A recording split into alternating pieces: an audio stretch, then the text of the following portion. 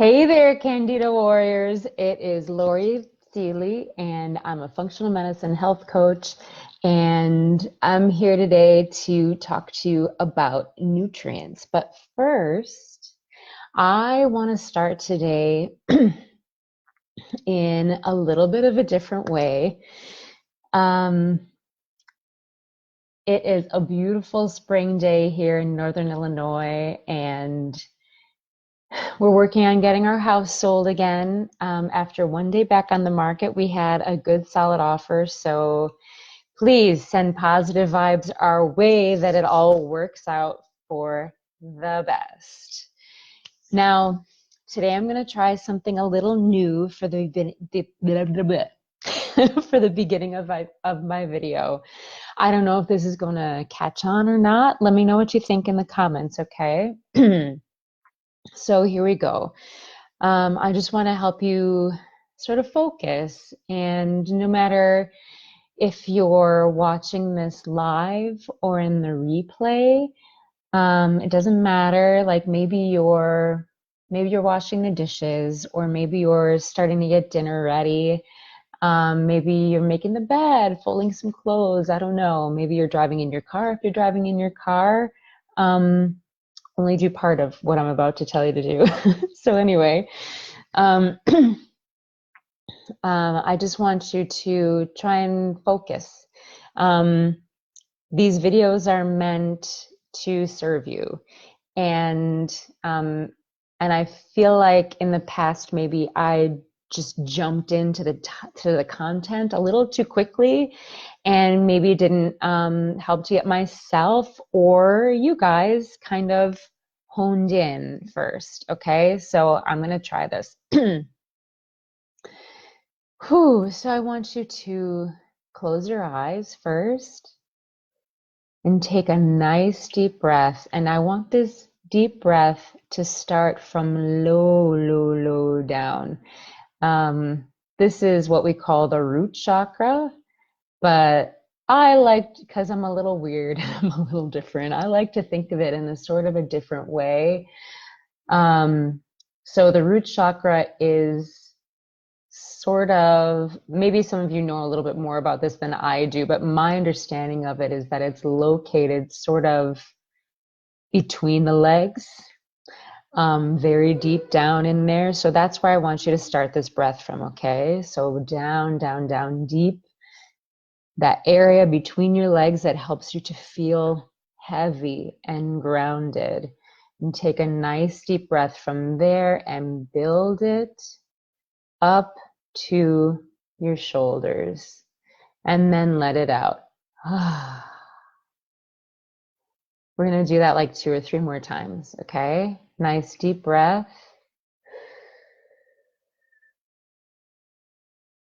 And let it out with a nice low sigh. That wasn't a very good low sigh from me. Maybe you did it better. Okay. Breathe up, up, up, starting from right between your legs and all the way up. So it starts low, low, low. We build, and nice long sigh, low sigh. Don't be afraid to be weird.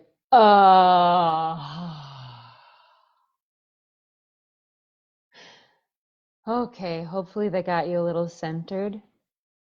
And if you get no other benefits other than you got to be a little weird today, then that's something, right?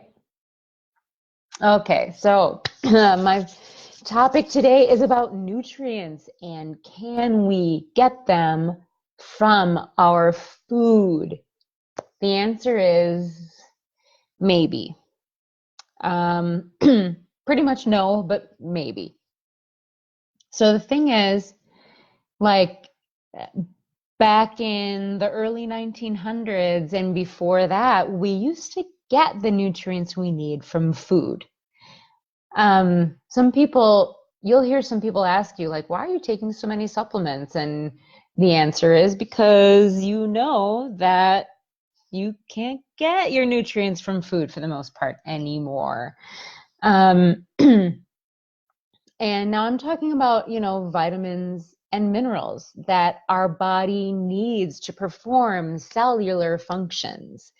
And these things affect our hormone function, our digestion, our sleep, our cell reproduction. Now I'm talking, don't get too scared when I talk about cell reproduction, but when I'm talking about cell reproduction, if that's happening wrong, that ends up to be cancer.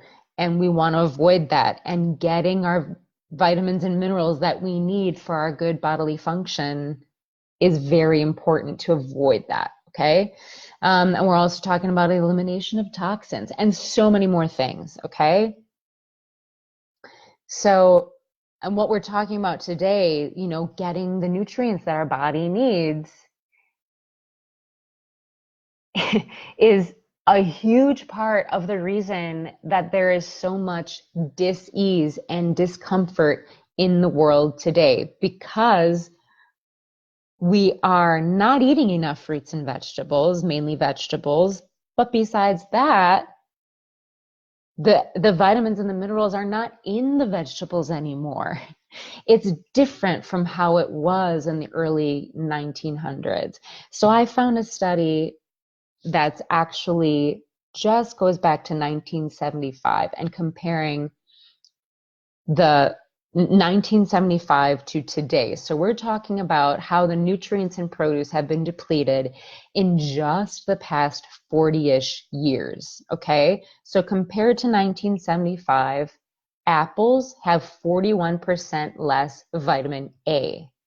Bell peppers have 31% less vitamin C. Watercress has 88% less iron. Broccoli has 55% less vitamin C and 50% less calcium. And collard greens have 60% less potassium and 85% less magnesium. That's crazy. So let's talk about what is causing that nutrient drain. Well, I'm going to focus on two aspects of this in this video, but you can follow the link to the blog post in the notes of the video to see even more about a couple other things that I'm not going to mention here: fertilizer dilution and hybridization. Okay, so the first thing I want to talk about here is topsoil erosion. Our topsoil is eroding. It's simple, just like that. And so then there's far less mineral density in the soil. And when there's less mineral density in the soil, there are less minerals available to the plants that grow from the soil. So of course, if there's no minerals in the soil, or if there's less minerals in the soil, they can't get into the plants, and then we can't get them from the plants, right? Oh, then let's talk about modern farming practices. Modern farming practices have this habit of using fields to grow produce each and every year. So year after year, they're not allowing the fields an opportunity to lay fallow and put minerals back in the soil. They're constantly growing plants from them and not just like tilling it back into the soil. And so that soil is overworked. And when you take the minerals from the soil, they're gone, right? So they're going into the plants, and every single year there's less and less minerals and vitamins available in the soil to go to the plants. There's one organic farm near my house that's actually trying to work against this habit in their own way that I suppose is normal for them, but to me it's like seriously interesting. So what they do is every 3 or so years, each field is allowed to lie fallow. So they have a lot of fields. I visited their farm last summer, which was so cool. I went with my daughter. It was amazing. And we saw this. They kind of took us on a tractor around the farm and explained to us what they were doing. And they raise cows that they also sell. And these are obviously pasture raised cows, right? So the cows hang out on the fields that are laying fallow, and they eat the grasses that are growing there. And what they do is they plant like weeds and grass in these fields that have really deep roots. And those deep roots pull minerals from deep in the soil and bring them up to the topsoil. And the cows can't eat all of the grass. So then at the end of the year, that whole thing is just like tilled back in. And then that field is like seriously rich in minerals by the end of that year. And that happens like once every 3 years to each field. And so it's a big farm. So there's a lot of sections of the farm that are being used to grow crops. And then there's a lot of sections of the farm that are laying fallow. And so they have the cows kind of, they rotate them every couple days to a different field that's laying fallow to let them eat and graze. And so they've got this great thing going there that's just so exciting. Oh, I love it. I just love it. Isn't that cool?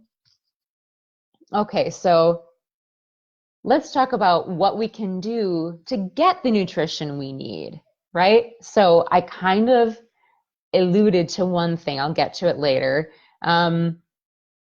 What we need to do is it's a good idea to keep informed about the food we're eating and the food that we're feeding our families. Okay, so like it's good to just know, to just see this video and be aware that much of the food that you can find in your grocery store, even from certain organic farms, it's traveling long distances. So they are, even if it's from an organic farm, that produce, those fruits and vegetables are coming from so far away, especially in the winter to a place like Illinois. Those fruits and vegetables are coming from so far away that they're picked long before they're ready to be picked. And then they're using hybrids of these fruits and vegetables that are able to travel long distances without decaying. And then when they get to you, first of all, they weren't on the vine long enough to get any vitamins, to get the amount of vitamins and minerals that they should have gotten. Plus the soil isn't rich in vitamins and minerals anymore. And so now you're getting a fruit or a vegetable that looks how it's supposed to look, but it's not how it's supposed to be. So it's good to just know that, right? Knowledge is power. Okay. And so you can of course, you can work against that by every summer joining a community supported agriculture farm or co-op.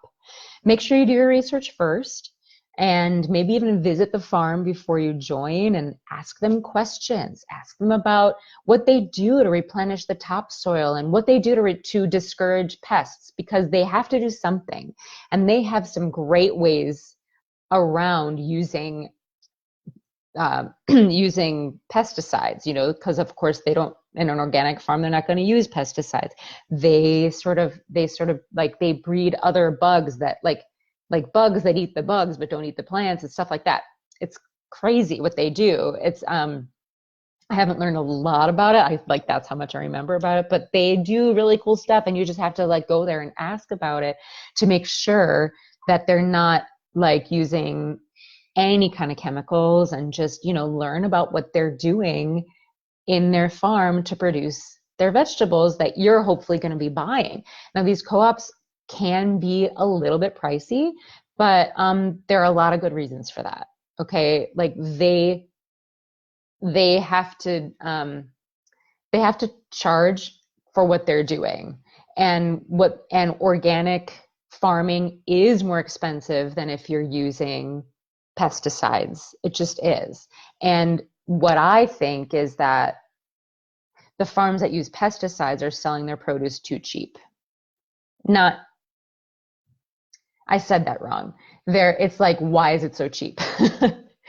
And the organic farms are selling the produce at the correct price, I think. That's my opinion.